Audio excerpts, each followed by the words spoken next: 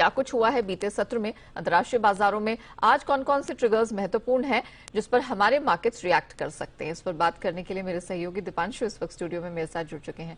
Deepanshu, good morning. किस प्रकार के संकेत कल रहे हैं एंड ऑफ कोर्स आज हमारे मार्केट्स किस पर रिएक्ट करेंगे गिवन द फैक्ट हमारी वीकली एक्सपायरी भी है? एब्सोल्युटली, तो हमारे लिए तो वीकली एक्सपायरी है। हमारा एक जो बड़ा इवेंट था वो आउट ऑफ द वे है, बट ग्लोबल मार्केट्स में अभी भी काफी सारे इवेंट्स आ रहे हैं। और उसके पहले नेहा, कल भी हम ये बात कर रहे थे, थोड़े हल्के होते हुए दिख रहे हैं बाजार। ऐसा कुछ नया ट्रिगर नहीं निकल कर आया जिसकी वजह से बाजार आइदर ऊपर जाए या नीचे जाए, बट थोड़ा कॉशियस सेंटिमेंट अभी भी बाजार में बना हुआ है। कल इन्फ्लेशन डेटा आने वाला है यूएस में, वो काफी इंपॉर्टेंट है। आज ईसीबी की पॉलिसी आने वाली है यूरोप में। हालांकि दरों में कुछ बदलाव के अनुमान नहीं है, बट कमेंट्री कैसे रहती है, आगे का प्रोजेक्शन कैसे आता है, वो इंपॉर्टेंट रहेगा। तो थोड़ा कॉशियस सेंटिमेंट इस समय बाजार में, और वही रिफ्लेक्ट कर रहा है आज सुबह अमेरिकी फ्यूचर्स में, वही रिफ्लेक्ट कर रहा है एसजीएक्स निफ्टी और बाकी के एशिया के बाजारों में भी इस समय।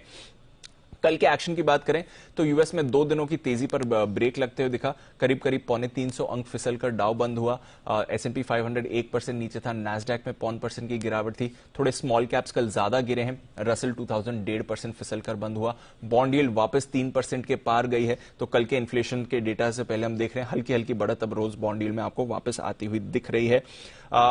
कल सुबह जब हम बात कर रहे थे तो S&P 500 के 11 में से 10 सेक्टर्स में आपने खरीदारी देखी थी। आज सुबह जब हम बात कर रहे हैं तो S&P 500 के 11 में से 10 सेक्टर्स में हमने कल गिरावट आती हुई देखी, और सबसे ज्यादा गिरावट रियल एस्टेट सेक्टर में आई थी। और ये इंपॉर्टेंट है क्योंकि एक डेटा पॉइंट है जो इंडिकेट कर रहा है कि जिस तरह से रेट्स बढ़ रहे हैं और आगे बढ़ने का अनुमान है, उसका अब इंपैक्ट होम सेल्स पर आ सकता है। तो मॉर्टगेज डेटा यानी कि जो होम लोन्स देने का डेटा है वो मई महीने में 22 साल के निचले स्तर पर आपको आते हुए दिखा। तो सडनली एक ड्रॉबैक होते हुए दिख रहा है जहां तक होम लोन्स की डिमांड या फिर होम रीफाइनेंसिंग की डिमांड अमेरिका में है। जिस तरह से हम देख रहे हैं कि अब ब्याज दरें बढ़ रही हैं, तो उसकी वजह से रियल एस्टेट सेक्टर में भारी गिरावट आई। But of course energy sector hold out कर रहा था। इसके अलावा बाकी सारे सेक्टर्स कल अमेरिकी बाजारों में फिसले हैं। इनफैक्ट यूएस का जो एनर्जी सेक्टर है वो इस समय 8 साल की ऊंचाई पर ट्रेड करते हुए दिख रहा है।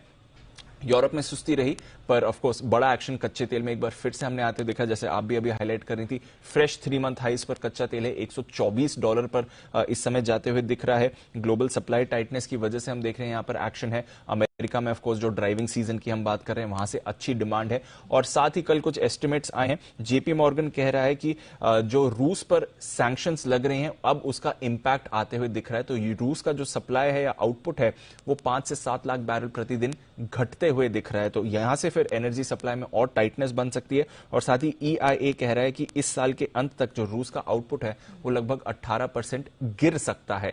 तो अगेन ये प्राइसेस एलिवेटेड रहेंगे अगर इस डेटा को अगर आप देखें, तो वो एक डर बनते हुए दिख रहा है। हालांकि सऊदी सप्लाई बढ़ाने वाला है, बट ऑफ कोर्स रूस का अब सप्लाई बाजार से हटते हुए दिख रहा है। सोना चांदी बेस मेटल्स, यहां पर आपने ठीक ठाक एक्शन देखा। थोड़ी सुस्ती थी सोने चांदी में, बेस मेटल्स थोड़े कम मजबूत थे कल। डॉलर इंडेक्स ठीक ठाक है, 102.5 पर आपको ट्रेड करते हुए दिख रहा है। एग्री कमोडिटीज में हल्की बढ़त कल आपने आती देखी। तो ओवरऑल कोई ऐसा बड़ा मूव नहीं आया है। डेटा और इवेंट से पहले बाजार सुस्त हैं, हल्के हैं, कॉशियस हैं। बिल्कुल।